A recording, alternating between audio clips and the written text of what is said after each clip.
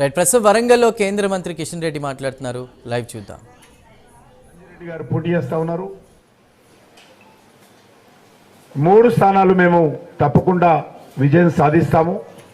ప్రజల ఆశీస్సులతో, ఉపాధ్యాయుల ఆశీస్సులతో, పట్టభద్రుల ఆశీస్సులతో మేము తప్పకుండా విజయం సాధిస్తాము. ఈరోజు మనం చూస్తూ ఉన్నాము, కాంగ్రెస్ పార్టీ నేను ఇంతకుముందు చెప్పినట్టు 100 రోజుల్లో 6 గ్యారెంటీలు అమలు చేస్తామని చెప్పారు. కానీ ఈరోజు సంవత్సరం పూర్తయినా ఇచ్చినటువంటి గ్యారెంటీల అమలులో పూర్తిగా వైఫల్యం చెందింది. అది రైతాంగ సమస్యలు కావచ్చు, నిరుద్యోగుల సమస్యలు కావచ్చు, మహిళలకు ఇచ్చినటువంటి హామీలు కావచ్చు, విద్యారంగం మీద ఇచ్చినటువంటి హామీలు కావచ్చు, ఏ ఒక్కటి కూడా సమగ్రంగా అమలు చేయలేనటువంటి నిస్సహాయమైనటువంటి స్థితిలో ఈరోజు కాంగ్రెస్ పార్టీ ప్రభుత్వం ఉంది. అందుకే ప్రతి వారం రోజులకోసారి తన వైఫల్యాల నుంచి ప్రజల దృష్టిని మళ్లించడం కోసం ఇచ్చినటువంటి హామీల అమలులో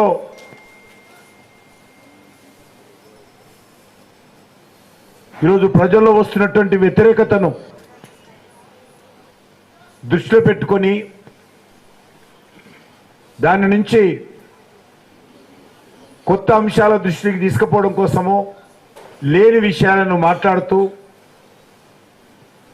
ఈరోజు ముఖ్యమంత్రి గారు వ్యవహరిస్తూ ఉన్నారు. కాబట్టి ప్రతిరోజు ఏదో ఒకటి మాట్లాడము, ప్రతి వారము ఢిల్లీకి వెళ్ళడము, మరి ఢిల్లీలో ఆయనకు ఏ ముఖ్యమంత్రి కూడా దేశంలో వారానికి ఒకసారి ఢిల్లీకి వెళ్ళరు. మన గౌరవ ముఖ్యమంత్రి గారు మాత్రం ప్రతి వారానికి ఒకసారి ఢిల్లీలో అటెండెన్స్ వేయించుకుంటాడు. అక్కడ అటెండెన్స్ చేసుకొని రాహుల్ గాంధీ చెప్పిన విషయాలన్నిటిపైన వచ్చి ఇక్కడ నరేంద్ర మోడీ గారి మీద, కేంద్ర ప్రభుత్వం మీద అనాలోచితమైనటువంటి అవగాహన రాహిత్యంతో ప్రతిరోజు విమర్శలు చేసేటువంటి ప్రయత్నం చేస్తూ ఉన్నాడు. తెలంగాణ ప్రజలు చాలా చైతన్యమైనటువంటి వాళ్ళు. రేవంత్ రెడ్డి లాంటి అనేక మందిని తెలంగాణ ప్రజలు చూశారు, మంత్రులను చూశారు, ముఖ్యమంత్రులను చూశారు, వాళ్ళ మాటలు విన్నారు, వాళ్ళు పేల్చినటువంటి తుపాకీ తూటాలను ఎదుర్కొన్నారు, వాళ్ళు పెట్టినటువంటి పోలీస్ నిర్బంధాలను ఎదుర్కొన్నారు, తెలంగాణ సాధించుకున్నారు. కాబట్టి తెలంగాణ ప్రజలు రేవంత్ రెడ్డి మాటలు విని ఈరోజు ఇచ్చినటువంటి హామీలు మర్చిపోతారనుకుంటే పొరపాటు. ఖచ్చితంగా రానున్న రోజుల్లో కాంగ్రెస్ పార్టీకి గడ్డు కాలము. కాంగ్రెస్ పార్టీ ఎమ్మెల్యేలు తిరగలేని పరిస్థితి వస్తుంది. అది ఇండ్ల విషయంలో కావచ్చు, అది రోడ్ల విషయంలో కావచ్చు, నిరుద్యోగ భృతి విషయంలో కావచ్చు, ప్రకటించినటువంటి జాబ్ క్యాలెండర్ అమలులో వైఫల్యం కావచ్చు, కౌలు రైతులకు, రైతు కూలీలకు ఇస్తున్నటువంటి ఆర్థిక సహాయం కావచ్చు, లేకపోతే 10 వ్యవసాయ ఉత్పత్తుల పైన ఇస్తానన్నటువంటి బోనస్ కావచ్చు, దళిత కుటుంబానికి 12 లక్షల రూపాయలు కావచ్చు, ప్రతి మండలానికి అంతర్జాతీయ స్థాయి స్కూల్ కావచ్చు, అన్ని విషయాల పట్ల రానున్న రోజుల్లో అడుగడుగున కాంగ్రెస్ పార్టీని ప్రశ్నించేటువంటి పరిస్థితి ఎంతో దూరం లేదు. ప్రజలు ఇప్పటికే ఈ ప్రభుత్వం పట్ల నిరాశ నిస్పృహ వ్యక్తం చేస్తూ ఉన్నారు, వ్యతిరేకత కనిపిస్తూ ఉన్నది. కాబట్టి నువ్వు మోడీ గారి మీద మాట్లాడినా, కేంద్రం మీద మాట్లాడినా, మరొకరి మీద మాట్లాడినంత మాత్రాన మీ వైఫల్యాల నుంచి తప్పించుకోలేరనే విషయాన్ని నేను రేవంత్ రెడ్డి గారికి మనవి చేస్తా ఉన్నాను. మీరు ఇచ్చినటువంటి హామీల నుంచి ప్రజల దృష్టిని మళ్లించేటువంటి ప్రయత్నం చేసినంత మాత్రాన ప్రజలు హామీలు మర్చిపోరు. మేమందరం కూడా తప్పకుండా కాంగ్రెస్ పార్టీ ఇచ్చినటువంటి హామీల పైన రానున్న రోజుల్లో అడుగడుగున నిలదీసేటువంటి ప్రయత్నం చేస్తాము, అడుగడుగున ప్రశ్నించేటువంటి ప్రయత్నం చేస్తాము. ఎందుకంటే ఎవరైనా ఏ ప్రభుత్వమైనా అధికారంలోకి వస్తే మరి వాళ్ళ కొంత సమయం ఇవ్వాల్సి ఉంటుంది. సంవత్సరం పూర్తయింది. మీకు తెలుసు, జాబ్ క్యాలెండర్ అయినా అధికారంలోకి వచ్చినటువంటి 100 రోజుల నుంచి 2024 డిసెంబర్ లోపల 2 లక్షల ఉద్యోగాలు భర్తీ చేస్తానని అన్ని పత్రికల్లో ఏ ఉద్యోగాలు ఏ డేట్ లోపల భర్తీ చేస్తామో సవిరమైనటువంటి జాబ్ క్యాలెండరు ఎన్నికలకు ముందు ప్రకటించాడు. కానీ కాంగ్రెస్ పార్టీ అధికారంలోకి వచ్చిన తర్వాత ఒక్క నోటిఫికేషన్ ఇచ్చి ఆ నోటిఫికేషన్ను పూర్తి చేసి భర్తీ చేసినటువంటి ఒక్క ఉద్యోగం కూడా దాఖలాలు లేవు. గతంలో నోటిఫికేషన్ ఇచ్చినటువంటి వాళ్ళని మాత్రమే భర్తీ చేశారు తప్ప కాంగ్రెస్ పార్టీ స్వయంగా నోటిఫికేషన్ ఇచ్చి భర్తీ చేసినటువంటి ఉద్యోగాలు లేవు.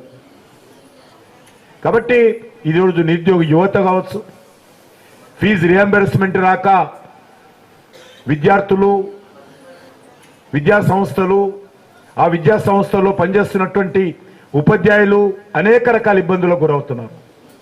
మేనేజ్మెంట్స్ ఫీజు రియంబర్స్మెంట్ రాని కారణంగా ఉపాధ్యాయులకు, టీచింగ్ స్టాఫ్కు, నాన్ టీచింగ్ స్టాఫ్కు సకాలంలో జీతాలు ఇవ్వలేనటువంటి పరిస్థితి ఉన్నది.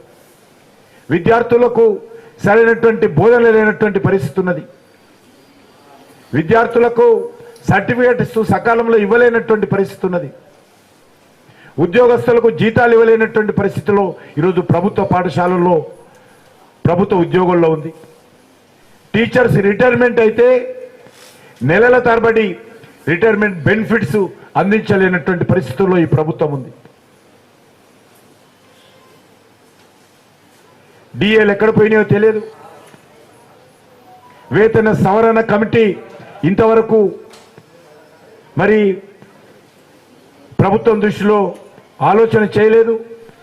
కేంద్ర ప్రభుత్వము ఏ ఒక్క డిఏ ఆపకుండా కేంద్ర ప్రభుత్వ ఉద్యోగస్తులకు నరేంద్ర మోడీ గారి ప్రభుత్వము సక్రమంగా డిఏలు అందిస్తూ ఉంది. వేతన సవరణ కమిటీ షెడ్యూల్ ప్రకారం కాన్స్టిట్యూట్ చేయడం జరిగింది. కానీ రాష్ట్రంలో అతిగతి లేదు. టిఆర్ఎస్ పార్టీ అప్పులు చేసింది, రాష్ట్రాన్ని దివాలా తీసింది, కుటుంబం అంతా దోచుకున్నది, ప్రాజెక్టుల పేరు మీద దోచుకున్నదని ప్రచారం చేసినటువంటి రేవంత్ రెడ్డి గారు ఆయన వచ్చిన తర్వాత కూడా టిఆర్ఎస్ బాటలోనే ఈ ప్రభుత్వం ప్రయాణిస్తుంది. అప్పులు చేయడము, దోచుకోవడము, తెలంగాణ భవిష్యత్తు ఏమవుతుందో అనేటువంటి ఆలోచన ఈరోజు ఈ ప్రభుత్వానికి లేదు.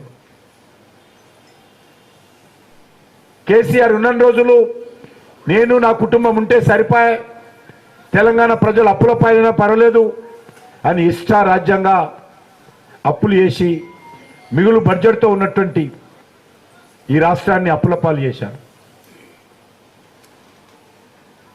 మరి ఈరోజు కాంగ్రెస్ పార్టీ కూడా అదే పద్ధతిలో ఉదయం లేస్తే సాయంకాలం వరకు ఏ భూములు అమ్ముదామా, ఏ సంస్థ అప్పులు ఇస్తుందా, ఏ కొత్త కార్పొరేషన్లు పెడదామా ఆలోచన చేస్తున్నటువంటి పరిస్థితి ఉన్నది. అయినప్పటికీ కూడా ఏ ఒక్క హామీ కూడా సమర్థవంతంగా అమలు చేయలేనటువంటి పరిస్థితులు ఉన్నది. ఏ రకంగా ఆర్థిక వనరులు సమకూర్చుకుంటామో